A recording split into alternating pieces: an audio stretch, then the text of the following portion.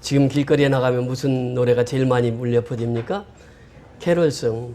지금 우리나라뿐만 아닙니다. 미얀마는 뭐 벌써부터 시작돼 가지고 엄청 거기는 캐롤송을 많이 합니다. 그러면서 길거리에 나가서 지금처럼 자유롭게 전도할 수 있는 시간이 없어요.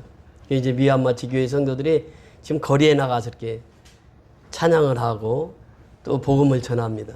이때만은 군부도 그렇게 타치를 안 해요. 그러니까 마음껏 전도할 수 있는 기회가 이 크리스마스 시즌입니다. 전 세계가 그렇거든요. 근데 우리가 이 성탄을 맞이해서 참 기쁜 마음으로 하루하루를 살아가는데 중요한 것은 이제 우리 편에서 보면 예수님이 오시는 것이 어때요? 기쁨이고 축복입니다. 근데 하나님 편에서는 어떨까요? 하나님께서는 슬픔이에요. 자기의 사랑하는 아들 독자 예수 그리스도를 어떻게 해요? 십자가에 죽게 하기 위해서 이 땅에 보내신 사건이 예수님의 탄생이거든요. 그러니까 하나님 편에서 보면 자기 아들을 잃어버리는 거예요. 자기 아들을 십자가에 못 박게 내어주는 날이에요. 그날이 크리스마스 날이에요. 그러니까 우리가 우리 입장에서 하나님을 찬양하고 또 우리는 하나님은 이제 우리를 볼 때마다 예수님을 이 땅에 보내신 것은 그 독생성자 예수를 십자가에 못 박기 위해서 이 땅에 보내셨다. 지금 사제에 보내신 하나님의 마음도 우리가 같이 가져야 된다는 거예요. 크리스마스는 제가 잘 아는 친구 목사님은 크리스마스 때가 되면 전 교인들에게 금식 기도를 시킵니다. 본인도 물론 금식하면서. 왜냐하면 우리가 하나님의 마음을 조금이라도 이해하자는 거예요. 하나님의 아들 예수는 이 땅에 죽으러 오셨거든요. 그러니까 하나님이 아들을 내어주신 것은 너 십자가에 죽으라 사지로 보내는 것이. 그러니까 하나님의 마음도 우리가 읽어야 돼요. 우리 마음만 가져서는 아니 된다는 거예요. 근데 하나님은 항상 우리에게 무슨 말씀을 하시느냐 하면 반드시 내가 너를 어떻게 한다고요? 축복하리라 그래요. 축복은 딱 통로가 하나입니다. 그 복이라고 하는 것이 딱 하나예요. 근데 그 복이 뭐냐? 이게 피란 말이에요. 피. 예수의 피. 이게 복이라는 것이에요. 그래서 이 블레싱이라고 하는 축복은 블리드라고 하는 그 피의 근원이 똑같습니다. 그러니까 복이라고 하는 것은 예수의 피밖에 없다는 거예요. 이것이 이제 핵심입니다. 그래서 예수를 믿든 안 믿든 복 받는 사람은 어떤 사람이라? 예수의 피를 통과한 사람이에요. 그 사람이 복 받는 사람이라는 거예요. 내가 반드시 너를 축복하리라 이 말씀은 예수 믿는 자들을 향해서 하나님께서 주신 말씀이에요. 반드시라고 하는 말씀. 내가 너를 축복하리라. 그리고 하나님께서 뭐라고 말씀하십니까? 반드시 내가 너를 어떻게 한다고요? 들었으리라 그래요. 축복받은 백성들은 하나님의 들어쓰임을 받습니다.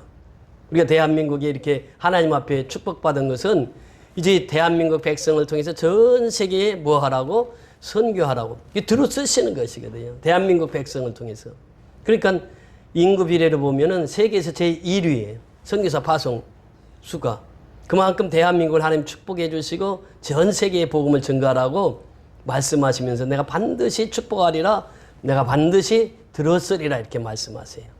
그러면서 뭐라고 말씀하십니까? 천지는 변해도 나의 약속은 어떻게 한다고요? 영원히 변치 않으리. 나의 약속이 무엇입니까? 뉴 테스트먼트, 올 테스트먼트. 이 구약과 신약이에요. 그러니까 이 성경은 영원히 변하지가 않는 책이에요. 모든 책들은 변화합니다. 시대마다 책이 다 변해요. 그래서 성경만은 변함이 없어요. 성경에서 3만 5천 가지 이상의 우리에게 약속을 해주셨는데 그 약속은 그대로 이루어집니다. 이 성경은 약속의 책이에요. 신약은 새 약속, 구약은 옛 약속. 새 언약, 옛 언약 이렇게 표현합니다. 그러니까 약속의 책이에요. 반드시 내가 축복하리라고 하는 것을 지금 약속해 주셨어요. 그리고 하나님 그대로 실행에 옮기시는 분이에요. 그러면서 하나님 반드시 내가 너를 들었으리라 그래요. 우리가 하나님 앞에 들어 쓰임 받는다는 것이 이것이 복입니다. 내가 하나님 앞에 쓰임 받고 있다고 하는 것 이것이 복이라니까요. 그러면서 이제 말씀하십니다. 두려워 말라 강하고 담대하라 그래요. 이사야 선지자를 통해서 이사야서 43장 1절에 보면 그렇게 말씀하십니다. 야곱아 너를 창조하신 여호와께서 지금 말씀하시느니라. 이스라엘아 너를 지으신 이가 말씀하시느니라. 너는 두려워하지 말라. 내가 너를 구속하였고 내가 너를 지명하여 불렀나니 너는 내 것이라. 하나님의 것이 되었다는 거예요. 예. 그러니까 너는 두려워하지 말라는 거예요. 그 천지를 지으신 하나님께서 말씀하셨어요. 너는 두려워하지 말라. 너는 내 것이 되었다. 너는 지명하였나니 그래요. 그러니까 한 사람 한 사람을 지명해서 하나님이 불러주셨어요. 그러면서 너는 내 것이라 지명하여 불렀나니 너는 내 것이라 이렇게 말씀하십니다. 그러면서 계속해서 이사야 선지를 통해서 말씀하시는 것은 이사야 43장 4절에 보니까 내가 내 눈에 보배롭고 존귀하며 내가 나를 사랑하였은즉 내가 내 대신 사람들을 내어주며 백성들이 내 생명을 대신하리니 두려워하지 말라. 내가 너와 함께하여 내 자손을 동쪽에서부터 오게 하며 서쪽으로부터 너를 모을 것이며 말씀하십니다. 그러니까 하나님이 하나님의 백성을 보실 때에 보배롭고 존귀한 자로 보신다는 거예요. 우리 한 사람 한 사람이 하나님의 눈에 보배롭고 존귀한 자예요. 우리가 그래서 이 땅에 살아가면서 보배롭고 존귀한 자로 살아가는 것입니다. 그러면서 하나님 말씀하신 거예요. 내가 너를 사랑하였은즉. 성탄은 무엇입니까? 하나님의 참 사랑을 보여주신 것이에요. 내 아들을 죽기까지 내어주셨지만 그 내어주신 하나님의 사랑, 이것이 성탄이거든요. 그렇게 예수가 이 땅에 오신 것은 사랑의 화신으로 오신 분이에요. 사랑으로 오신 분이 예수란 말이에요. 그러니까 예수님은 사랑으로 이 땅에 오셨고 사랑의 실천을 어디서 하셨습니까? 십자가에서 하셨어요. 그래서 오늘 보면 십자가인데 사랑의 실천을 한 곳이 십자가예요. 사랑하러 이 땅에 오신 분이 예수고, 그래서 예수를 믿는다고 하는 것은 하나님의 사랑을 깨닫는 것이고, 하나님을 믿는다는 것은 하나님을 사랑한다는 것이죠. 그래서 내가 너를 사랑하였은즉 내가 내 대신 사람들 내어줘 백성들을 내 생명을 대신하리니 두려워하지 말라. 두려워하지 말라. 오늘 본문에도 찬송가에도 그러지 않아요? 두려워하지 말라. 강하고 담대하라. 낙심하며 실망치 말라. 낙심하며 실망치 말라. 내 소원 이루는 날 속히 오리니 내게 영광 돌리리. 내 소원 이루는 날 속히 오리니 내게 영광 돌리리. 반드시 내가 너를 축복하리라. 반드시 내가 너를 들었으리라. 세상의 소망이 사라졌어도 그래. 세상은 소망이 사라지는 것이에요. 소망이 없습니다. 세상은. 항상 봐도 그래요. 세상은 계속 변하거든요. 근데 소망이 없어요. 세상에는. 세상에서는 소망이 사라졌어도 뭐라고 말씀하십니까? 온전히 나를 믿으라 그래요. 우리 예수를 믿는 것은 온전하게 믿는 것이에요. 그렇습니다. 이 신앙이라고 하는 것은 온전한 신앙이 얼마나 중요한지 몰라요. 그 19세기에 미국의 헨리 워즈워스라고 하는 롱펠러, 우리가 잘 아는 롱펠러 시인이 있잖아요. 이 국민의 시인이라고 이렇게 표현하죠. 이 사람이 결혼했는데 그 부인이 시름시름 앓더니 병사로 죽습니다. 그래서 재혼을 했어요. 재혼을 해서 이제 둘째 부인을 얻어가지고 사는데 부엌에서 밥을 하다가 이 집이 홀딱 불에 타가지고 부엌에서 또 불타 죽습니다. 두 번째 부인도. 근데 그 시인의 시를 보세요. 얼마나 따스한지 몰라요. 감성적이고 따뜻하고 사랑을 노래하고 있거든요. 그렇게 임종 때에 이제 기자들이 가서 물어봤어요. 그 무슨 질문을 했느냐면 숱한 역경과 고난을 겪으셨는데 작품에 보면 인생 향기가 가득합니다. 어떻게 그렇게 인생을 살아갈 수 있었습니까? 그러니까 그 기자들 앞에서 우리 집 저 마당에 사과나무를 보라. 이 사과나무가 오래되어 가지고 낡았어. 그런데 가을만 되면 그 사과나무 밑에 사과나무가 사과를 주렁주렁 여는 거예요. 저 늙은 가지 속에서 봄이 되면 새순이 더 쏟아난다는 거예요. 새순이. 그러니까 새순이 솟아나서 꽃을 피우고 가을이 되면 열매를 맺는다는 거예요. 나는 저 사과나무를 보면서 내 시를 썼노라고. 인생은 그렇습니다. 늙어지고 이것은 어쩔 수 없어요. 내 몸이 후패되어지는 거 어쩔 수 없어요. 그러나 속은 어떻게 해야 돼요? 날로 새로워져야 돼요. 그러니까 말씀을 받고 사는 사람은 속이 날로 새로워요. 제가 그 선교사님 집에서 살 때에 제일 부러웠던 분들이 어떤 분이냐면 선교사님들이 미국에서 많이 오십니다. 오시면은 이제 겨울에도 여름에도 이렇게 선교사님들하고 같이 생활을 하거든요. 근데 그 겨울이에요. 선교사님 부부가 오셨는데 제가 살던 그 집 앞에 거기에 그 겨울이 되면 햇빛이 쫙 들거든요. 햇볕 들면은 두 분이 의자 하나씩 딱 가지고 나가서 성경책 하나씩 딱 들고 부부가 그 70, 80 되신 부부가 성경을 읽어요. 햇빛을 맞이합니다. 겨울에. 그 모습이 얼마나 아름다웠는지 몰라요. 평생 동안 성경을 읽고 살아가는 거예요. 그러니까 우리가 신앙이라고 하는 것은 바로 그거거든요. 성경이 신앙의 표준이거든요. 그 성경을 떠나면 우리는 살 수가 없는 거예요. 그 성경을 주야로 쭉 묵상하면서 살아갈 때에 우리는 참된 신앙생활을 하게 되는 줄 믿습니다. 그 세상은 소망이 없어도요. 하나님을 온전히 믿는 믿음에서는 날마다 소망이 있어요. 그러니까 나이가 들어도 소망이 있는 거예요. 강준열 집사님 뵐 때마다 느끼는 것이 참 존경합니다. 그런 글을 얘기를 하는데 93세인데 기도하시는 거 보세요. 지금 우리 권선우 집사님하고 동갑이시잖아요. 근데도 건강하게 걸어 나오셔서 대표 기도를 하시잖아요.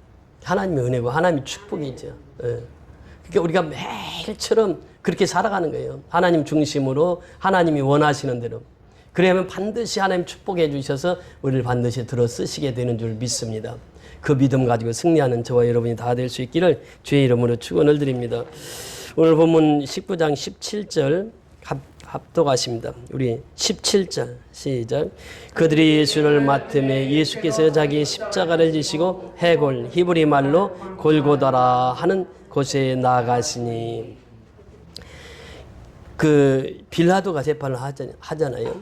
근데 빌라도뿐만 아니라 그 대제사장 안나스에게 또 그 다음에 가야바에게 빌라도에게 빌라도에서 또 헤롯까지 갑니다. 로마 황제까지. 헤롯 황제가 그 빌라도에게 다시 심판권을 넘겼어요. 네가 알아서 처리하라. 빌라도가 이제 신문을 하면서 예수님에게서 죄를 찾았습니까? 못 찾았습니까? 아무런 죄를 못 찾았어요. 그런데 유대 군정들은 어떻게 해요? 십자가에 못 박으소서, 십자가에 못 박으소서 그래. 바라바고 예수를 누구를 십자가에 못 박아야 되느냐라고 했을 때 어때요? 바라바를 풀어줄까 그랬더니 유대인들이 어떻게 해요? 아니 예수를 십자가에 못 박아야 된다고. 십자가에 못 박아야 된다고. 그래서 예수를 내줘요. 빌라도가. 그렇지 16절에 이에 예수를 십자가에 못 박도록 그들에게 넘겨주니라. 넘겨줬어요. 그러면서 17절에 보면 그들이 예수를 맡음에 그들이 누구입니까? 그들이 누구예요? 로마 병정이 예수님을 십자가에 못 박았다고 우리는 알고 있잖아요. 그들이 누구입니까? 로마 병정입니까? 유대인들입니다. 유대인들. 유대인들이 그 맡아서 십자가에 못 박는 거죠. 그들이 예수를 맡으며 예수께서 자기 십자가를 지시거든요. 자기 십자가를 지셨어요. 우리에게는 다 태인 십자가가 있어요. 강 집사님에게도 태근이 막내 아들 아까 기도 속에 기도하셨잖아요. 갑자기 이렇게 말을 못하고 이 기억력이 상실된 거예요. 지난달에 갔을 때하고 지지난주에 갔을 때하고 많이 달라졌습니다. 지난주에 갔을 때는 말이 어눌하고 그랬는데 지지난주에 가보니까 말이 이제 많이 회복됐어요. 대화가 될 정도로 회복이 되어 가고 있어요. 많이 좋아졌어요. 본인도 그걸 느끼더라고. 본인도. 그러면서 내가 누구냐 하니까 교회 목사님. 이제는 정확히 알아보는 거예요. 그러면서 나하고 약속한 거 있지? 여기 병원에 태어나면 어디 가기로 했지? 그러니까 교회요. 기억하고 있는 거예요. 그러니까 병원에서 태어나면 교회로 오기로 약속을 했는데 그걸 기억하고 있는 거예요. 이제 기억력도 상실됐던 기억력도 회복이 되고 언어도 이제 점점 좋아진 거예요. 한 달 사이에 많이 좋아졌더라고요. 중요한 것은 그렇습니다. 지금 부모만 눈물로 기도하는 것이 아니라 모든 교우들이 합심해서 기도해야 돼요. 어려움을 당할 때는 같이 기도해야 돼요. 그래서 태근이가 속히 퇴원해서 이 자리에 나올 수 있도록. 신앙은요 얼마나 감사한지 몰라요. 지금 박종세 형제가 오늘 장문의 글을 보내왔어요. 문자로. 목사님 저 교회 28일 주일날이나 송구영신 예배 때는 꼭 가겠습니다. 연락이 왔어요. 그 떠났던 형제들이 또 다시 연락이 오는 거예요. 와서 이제 교회 오겠다는 게. 그것도 자기가 카톡 보내지 말라고 해서 끊어놨는데 또 엊그제는 그러는 거예요. 목사님 왜 카톡 안 보내주세요? 그래서 보내줬어. 그랬더니 장문의 글을 써서 온 거예요. 그래서 이제 오겠다고. 또 유영원이라는 그 자매가 오랜 동안 안 보였는데 영시 예배부터 이제 교회 나오겠다고 연락이 왔어요. 떠났던 분들이 이제 또 한 분 한 분 연락이 오는 거예요. 오겠다고. 중요한 것은 그렇습니다. 우리가 신앙생활에 바르게 서 있으면요. 떠났던 사람들도 다시 오는 거예요. 이게 하나님의 은혜거든요. 이 성도들이 교회에 와서 예배 드린다고 하는 것은 하나님 제일 기뻐하시는 일이잖아요. 우리가 그렇게 살아가야 돼요. 우리의 삶이 본이 되어야 그들이 떠났던 사람들도 다시 그리워서 찾아오게 된다는 거죠. 이 기쁨이라는 것이에요.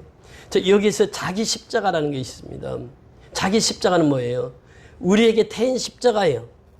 예수님께서 말씀하시잖아요. 오병이어 기적을 행하시고 많은 사람들이 예수님 따를 때 나를 따라오려거든 그래요. 나를 따라오려거든 뭐 어떻게 하라고요? 자기 십자가를 지라는 자기 십자가를 지고. 자기 십자가를 지고 따르라는 거예요. 자기를 부인하고. 그렇게 십자가를 진다는 것은 먼저 자기 부인이에요. 내 중심의 삶에서 예수 중심의 삶으로 자기 부인이에요. 그 날마다 제 십자가를 지고 어떻게 하라고? 나를 따를 것이냐. 마태복음 16장 24절에 보면 그렇게 누가복음 9장 23절에도 똑같은 말씀을 주시잖아요.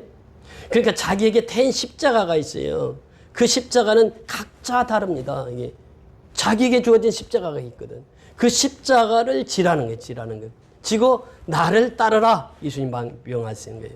그 예수님께서 자기 십자가를 지고 어디로 갔다고요? 골고다. 그 말이 무슨 말이라고요? 해골. 해골이라고 하는 것은 무엇입니까? 우리가 죽으면 시체가 어떻게 돼요? 해골로 남습니다. 몇 년 지나면 육체는 다 썩습니다. 그리고 이제 해골만 남아요. 그리고 뼈가 남습니다. 그것도 이제 뼈도 수십 년이 지나면 그 다 사라져요. 이장을 할 때 보면 알잖아요. 전에 처갓집 가서 저 이장을 하는데 이 뼈 큰 것은 다 그대로 있어요. 있고 해골이 그대로 있더라고. 그리고 나머지는 다 사라졌어. 근데 그것도 오래 지나면 어때요? 그 뼈도 다 사라집니다. 해골이 많은 산, 많은 언덕. 또 어떤 학자들은 그렇게 표현합니다. 그 산이 해골같이 생겼다. 해골이라 이렇게 불리웠던 것입니다. 오늘 보면 히브리 말로 뭐라고요? 골고다라 이렇게 표현해요.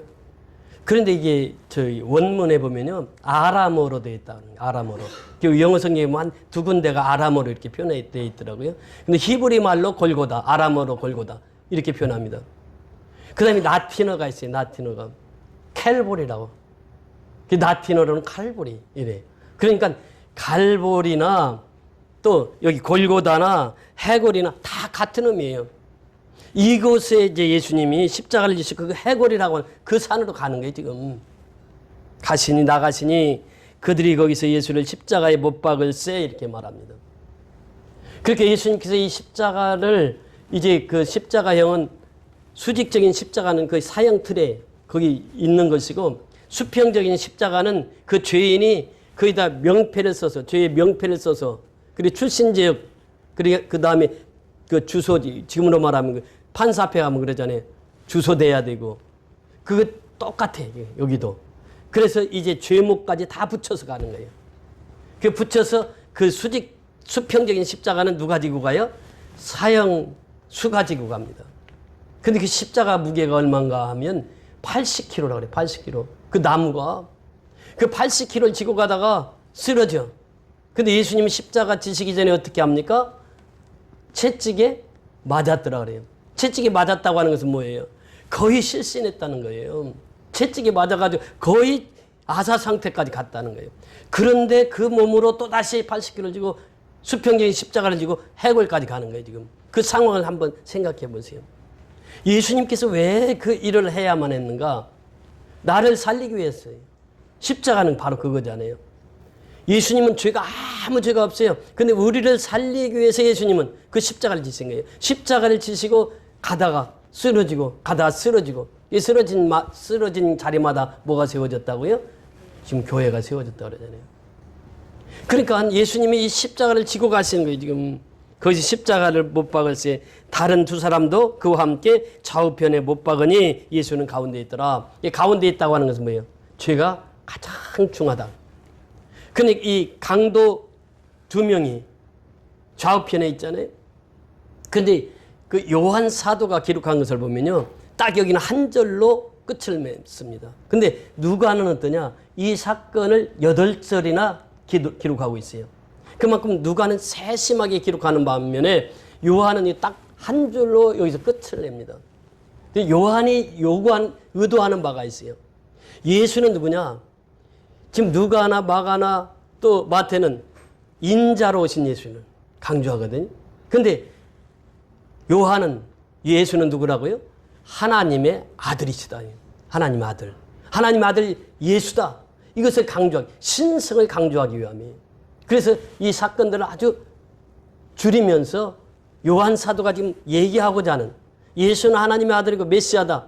이 신성을 부각시키는 요한 사도의 글을 보게 되는 것입니다. 그래서 딱 한 줄로 설명을 하죠. 자, 그 19절, 20절 같이 읽습니다. 시작. 빌라도가 패를 써서 십자가 위에 붙이니 나사렛 예수 유대인의 왕이라 기록되었더라. 예수께서 못 박히신 곳에 성에서 가까운 고로 많은 유대인이 이 패를 읽는데 히브리어와 로마와 헬라어 말로 기록되었더라. 자, 이 빌라도가 패를 썼어요. 그리고 십자가 위에 붙였다 이렇게 표현합니다. 나사렛 예수 유대인의 왕이라. 오늘 말씀의 제목이 무엇입니까? 십자가 위의 왕이. 그 십자가 위에 나사렛 예수 유대인의 왕. 그게 자기 고향 출신지를 지금 설명하고 있잖아요. 나 나사렛 출신이라는 거예요. 그 다음에 이름을 적어야 돼요. 그러니까 출신지하고 출신 지역하고 그 다음에 이름하고 그 다음에 죄목을 그때 써서 붙이는 거예요. 그러니까 나사렛이라고 하는 것이 출신지잖아요. 지금. 그 다음에 이름이 뭐라고요? 예수란 말이에요. 나사렛 예수. 그 다음에 죄목이 뭐예요? 유대인의 왕이라. 유대인의 왕. 그러니까 예수는 유대인의 왕이라. 이것이 죄목이에요, 지금. 근데 죄목을 보세요. 그러면서 20절에 그렇게 말씀하시잖아요. 이렇게 기록되어 있는데 예수께서 못 박히신 곳이 성에서 가까운 거로, 예루살렘에서 가까운 거로 그래. 예루살렘에서 가까운 거로 많은 유대인들이 이 패를 어떻게 했다고요? 읽었다. 이 죄목이 무엇인가? 이걸 읽은 거예요. 그 예루살렘에서 가까운 곳에 예수님이 십자가에 못 박혔는데 지나가던 사람들이 다 읽어. 아, 유대인의 왕이라고? 그런데 더 중요한 것이 뭐냐? 읽는데 뭐라고요? 히브리어와 로마와 헬라 말로 기록되었더라. 이 요한 사도만이 기록하고 있는 것이에요. 요한 사도는 이걸 상세히 기록합니다. 왜? 그만큼 이 예수가 무슨 죄로 죽었는지를 모든 사람이 알리고 예수가 왜 십자가에 못 박혀야만 했는지 이것을 모든 사람이 알리기를 원했다는 것이에요. 요한 사도는. 그래서 먼저 히브리어로 기록합니다. 히브리어로 그 죄목을. 그 다음에 로마어로 기록되어 있어요. 여러분 십자가의 죄패에 보면은 그렇게 써 있는 글을 보게 됩니다. INRI라고 하는 이게 로마의 글자의 약자거든요. 이게 뭐냐면 이에수스, 나자레누스, 넥스, 이유다다룸, 이유다 에오름. 그래서 이 약자를 써서 INRI. 그래서 예수님의 죄 펜목에 이렇게 써놨어요. 이건 라틴어입니다. 왜 라틴어를 기록했을까요? 그 당시 황제가 누구라고요? 로마 황제예요. 그 당시 언어는 뭘로 통일이 되어 있을까요? 로마어로. 그 라틴어로 기록되어 있단 말이에요. 그러니까 라틴어를 요한 사도는 거기다 또 덧붙여서 썼는 거예요. 지금 그 위에 보세요. 위에는 어떻게 해요? 히브리 말로 골고다라 하고 해골이라 했다. 이렇게만 적잖아요. 그런데 요한 사도는 또 구체적으로 라틴어를 또 삽입을 시킵니다. 히브리어로, 그 다음에 라틴어로, 그 다음에 뭐로요? 헬라어로. 헬라는 언제 시작됐습니까? 이 로마 시대가 전에, 로마 시대 이전에 무슨 시대였죠? 헬라 제국, 그리스 제국이란 말이죠. 그때 헬라어는 세계 공통어였습니다. 그러니까 이 성경도 그때 LXX 이제 성경에 읽다 보면은 그런 게 나오거든요. 그게 뭐냐면 그 70인역 번역이라고 하는 거예요. 70인역 번역은 이 헬라어로 성경 전체를 번역시킨 거예요, 이게. 그러니까 헬라어는 그 당시 모든 사람들이 다 통용을 했습니다. 그러니까 헬라어를 쓰면 모든 사람이 다 알아보는 거예요. 그러니까 헬라어로도 또 쓰는 거예요. 유대인의 왕이라고. 그래서 이 세 언어를 통해서 예수는 예루살렘 왕뿐만 아니라 유대 왕뿐만 아니라 무슨 왕이라고? 만왕의 왕이시라는 거예요, 이게. 그래서 이 세계 모든 사람들이 이 예수님이 누군가를 알리기 위해서 요한 사도는 지금 히브리어로, 라틴어로, 그 다음에 헬라어로 쓰면서 예수가 누구냐, 예수가. 예수는 예루살렘 왕뿐만 아니야. 유대인의 왕뿐만 아니야. 전 세계의 왕이야. 만왕의 왕이시야, 예수가. 이것을 지금 요한 사도는 기록하고 있다는 거예요. 그래서 이 세 언어를 통해서 예수가 만왕의 왕이심을 온 세계에 전파하기 위한 요한의 계획이 있었다는 것이에요. 그래서 이 세 언어를 통해서 우리에게 말씀하시는 거예요. 그러면서 또 21절에 보니까 뭐라고 말씀하십니까? 유대인의 대제사장들이 빌라도에게 이르되 유대인의 왕이라 쓰지 말고 자칭 유대인의 왕이라 쓰라 하니. 왜 그랬을까요? 유대인의 왕이라고 하면 유대인들이 어떻게 누구를 죽이는 거예요 지금? 자기 왕을 죽이는 거예요. 그렇잖아요. 자기가 자기 왕을 죽이는 거예요 지금 유대인들이. 그러니까 유대인의 왕이라 쓰지 말고 어떻게 하라고요? 자칭 유대인의 왕이라. 그러면 자기 죄가 떠넘겨지잖아. 예수가 자칭 유대인의 왕이라고 그랬다. 그러니까 자칭이라고 하는 단어를 써달라 이렇게 빌라도에게 요구를 합니다. 빌라도가 뭐라고 대답합니까? 빌라도의 대답 보세요. 22절 시작. 빌라도가 대답하되 내가 쓸 것을 썼다 하니라. 내가 쓸 것을 어떻게 했다고요? 썼다는 거예요. 내가 쓸 것을 썼어. 나 더 이상 고치고 싶은 마음 전혀 없어. 그러면서 이 빌라도의 속마음 보세요. 빌라도는 유대인들을 좋아했을까요? 싫어했을까요? 아주 싫어했죠. 자기는 죄가 없어서 무죄로 석방하려고 하는데 유대인들은 어떻게 해요? 끝까지 십자가에 못 박으려 했거든요. 그러니까 자기는 지금 빌라도 총독이거든. 그들을 관한하고 총독인데, 그러니까 이 사람들이 어떻게까지 얘기합니까? 왕은 누구밖에 없다고요? 가이사 황제밖에 없다는 거예요.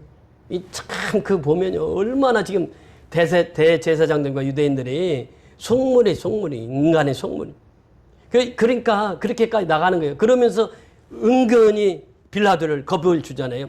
당신 유대인의 왕이라고 하니 예수를 십자가에 못 박지 않으면 우리는 가이사 황제한테 갈 거예요. 황제한테 가서 당신 고발할 거야. 황제한테 고발하면 빌라도는 어떻게 돼요? 당장 잘리지. 그러니까 겁을 먹은 거예요, 빌라도도. 그래서 할 수 없이 예수를 내준 거예요. 그러니 얼마나 유대인들이 싫겠어요. 그 유대인들이 그 죄목 바꾸라. 자칭 유대인의 왕이라고 하라. 근데 빌라도가 거기서는 딱 잘라버리지. 딱 잘라. 유대인의 왕이라 그냥 쓰고, 내가 쓸 것을 쓴 거야. 이게 원문에 보니까 그래서 내가 쓸 것을 쓴 거야. 그리고 딱 자릅니다. 우리가 이 예수님의 십자가의 죽으심을 통해서 우리에게 교훈해 주시는 바가 있습니다. 사실 우리는요, 십자가를 대할 때마다 십자가를 경험하고 체험해야 돼요. 진젠돌프라고 하는 그 독일의 유명한 경건 운동가가 있었습니다. 이 사람은 법학을 전공을 했고 또 신학을 공부를 했어요. 그러니까 신학을 공부하고 어려서부터 기독교 집안에서 자랐기 때문에 예수를 믿는 것은 당연한 것이라 생각했어요. 어느 날 박물관을 방문하게 됩니다. 그 박물관을 방문하는데 예수님 십자가에 달리신 모습을 보면서 그 아래 글이 써 있어요. 나는 너를 위하여 십자가에 죽었건만 너는 나를 위해서 무엇 했느냐. 그 글귀가 딱 있는. 그런데 그 글귀를 보는 순간 그냥 딱 얼어붙은 거예요. 그러니까 내가 지금까지 신학도 하고 목사도 하고 그랬는데 예수를 만나지를 못한 거예요. 만나지 못하면 어떻게 합니까? 예수를 이성적으로만 가르칠 수가 있는 거예요. 그렇잖아요. 자기가 체험되지 않고 만나지 않았기 때문에 내가 만난 예수를 전할 수가 없는 거예요. 근데 그걸 다 깨달은 거예요. 야, 내가 지금까지 이거 헛살았구나. 인생 헛살았어. 응? 그래, 예수님은 나를 위해서 십자가에 죽어주셨는데 너는 나를 위해서 무엇을 했느냐. 이 글귀를 보면서 그 자리에서 그냥 그 깨달은 게 뭐냐. 아, 내가 예수 지금까지 잘못 믿었다. 그렇지. 내가 예수를 위해서 살아야지. 그러면서 그 자리에서 본 어게인, 다시 태어난 중생의 체험을 합니다. 그러면서 그가 나와서 차린 선교회가 모라비안 선교회예요. 그 모라비안 선교를 통해서 수많은 젊은이들이 다 회개하고 예수를 믿습니다. 그 한 사람 변화가 수많은 영혼들을 변화시켜요. 그 자신은 어떻게 하느냐. 나이 들어서 이제 아프리카 선교사로 나가는 거예요. 내가 만난 예수를 내가는 끝까지 증거해야 되겠다는 거예요. 그러니까 한 사람이 예수를 제대로 만나면요, 그 사람을 통해서 영향력이 계속해서 전파되는 거예요. 그렇잖아요. 우리 선교연합교가 지금 선교를 하면서 얼마나 감사합니까? 정말 감사하죠. 세계 각 곳에서 이렇게 다, 미국에서 지난주는 400불 헌금이 왔어요. 200불, 200불, 11월, 12월 걸 해가지고 400불이 미국에서 왔고, 그러면서 계속 이번 35차도 하나님께서 그렇게 인도하시는 거예요. 너무 감사하죠. 그래서 지금 최종적으로 결론이 난 것이 이제는 이번에는 5교회를 다 방문합니다. 첫 번째 방문지가 도순선교연합교회예요. 거기는 지금 구테타군하고 시민군하고 이렇게 양쪽 있는 그 가운데 있는 도순선교연합교회 이번에 이제 첫날 갑니다. 그러니까 우리가 18일 날 출국해서 19일 날이면 도순선교연합교회에서 집회를 해요. 그러니까 코로나 이전에 한 번도 못 갔다가 코로나 이후에 지금 한 5, 6년 만에 처음 가는 거예요. 그래서 거기 가서 사역을 하고 그 다음 날은 경일녹화 교회를 방문하게 됩니다. 거기 사역을 하고 3일째는 샬롬 선교연합교회를 방문하게 돼요. 샬롬 선교연합교회는 경일녹화나 여기는 매년 갈 때마다 우리가 방문했던 지역이고 거기는 어려움이 없는 지역이에요. 그리고 마지막 날 양곤하고 가찬 그 도라 지역까지 가게 됩니다. 그 도라 지역은 상당히 위험 지역이잖아요. 그래서 지금까지 계속 못 갔는데 이번에 이제 가게 됩니다. 너무 감사한 거죠. 5개를 다 방문하게 되는 거예요. 그러면서 우리가 이 생명의 복음을 전하게 되는 거예요. 중요한 것은 그렇습니다. 우리가 하나님 앞에 붙들림 받으면요, 죽음이라고 하는 것은 두렵지가 않아요. 그 사명을 감당하기 위해서는 어떤 어려움도 감당해야 되거든요, 우리가. 그러면서 이 진젠돌프가 그 예수를 만나고 나서부터는 그 인생이 완전히 바뀌어지는 거예요. 사실 그렇잖아요. 요한복음 3장에 등장하는 누가 있습니까? 니고데모 있잖아요. 성경 박사였거든. 근데 예수를 만난 적이 없어. 경험한 적이 없어. 그리고 예수님에게 찾아가서 무슨 질문을 합니까? 내가 어떻게 하여야 거듭날 수 있습니까? 그래요. 그러니까 이 공부만 되는 것이, 공부로 되는 것이 아니라니까. 신학해가지고 신학 박사 된다고 이것이 예수 만나는 거하고는 그게 같지 않다니까요. 우리 신앙생활은 그래요. 예수를 체험하고 예수를 경험한 사람은 이제 인생이 완전 예수님께 100% 헌신하고 예수님만 쳐다보고 살아가는 거죠. 그래서 이 니고데모가 거듭나야 된다고 하는 것은 물과 성령으로 거듭나지 않으면 하늘나라를 볼 수 없다니. 물은 곧 세례고 세례는 곧 죽음이에요. 성령으로 거듭나지 아니하면 그래요. 그러니까 우리가 성령으로 거듭나지 않으면 하나님 나라를 전파할 수도 없고 하나님의 일을 감당할 수도 없어요. 그렇잖아요. 나는 연약해져 가요. 육신이 연약해져. 그러나 내 속은 날로 새로운 것은 성령의 역사거든요. 그러니까 바울이 그러잖아요. 내가 후패하나 내 속은 날로 새롭도다. 선언하는 것은 무엇입니까?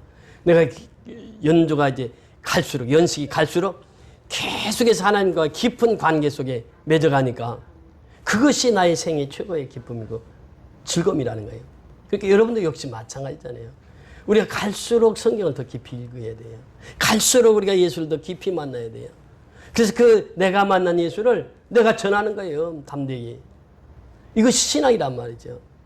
그러니까 하나님은 반드시 내가 너를 어떻게 한다고요? 축복해 주시는 분이에요. 그러니까 예수를 이 땅에 보내신 것도 누구를 축복하기 위해서? 나를 축복하기 위한 하나님의 계획이에요. 그리고 반드시 내가 너를 들었으리라 이렇게 말씀하세요. 우리 쓰임을 받아야 돼요. 우리가 죽는 날까지 쓰임을 받아야 돼요.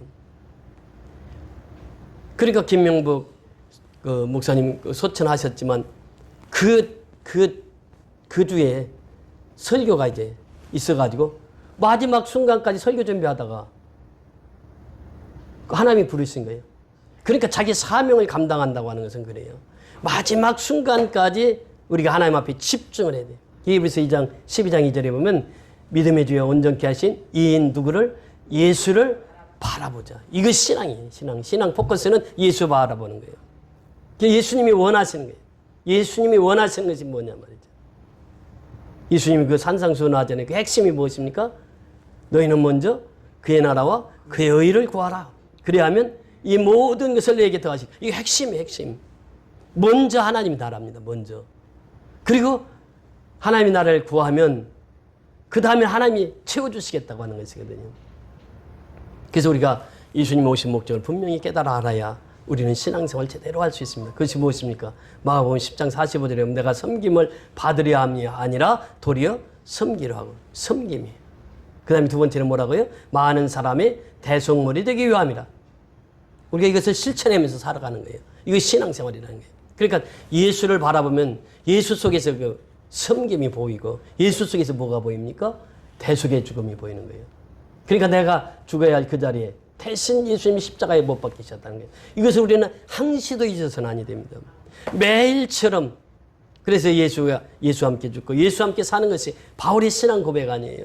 내가 그리스도와 함께 십자가에 못 박혔느니 그러니 이제는 내가 산 것이 아니에요. 그래요. 내가 산 것이 아니에요. 오직 그가 내 안에 사신 것이라네요. 그러면서 그 바울은 고백합니다. 내가 날마다 어떻게 한다고요? 죽노라고 하는 선언이에요. 이것이 내가 날마다 죽어야 내가 날마다 사는 것. 이게 바울의 신앙이에요. 그래서 그 신앙 고백으로 하루하루를 살아가면서 우리가 승리하는 우리 성교연합교 모든 성도들이 되시기를 주의 이름으로 축원을 드립니다. 할렐루야. 고맙고 감사하신 아버지의 은혜를 감사를 드립니다. 오늘 귀한 생명의 말씀을 받았습니다.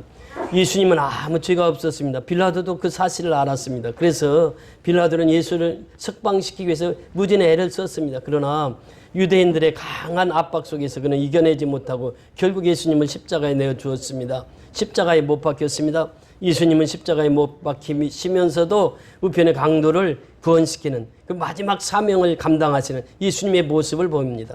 우리가 아버지는 마지막 순간까지 이 숨이 멎는 그 순간까지 복음을 전하며 예수가 왕이심을 모든 사람에게 알리고 선포하며 살아가는 성교연합계 모든 성도들이 되게 축복하여 주시옵소서. 예수 그리스도 이름으로 감사하고 축복하며 기도드리옵나이다. 아멘.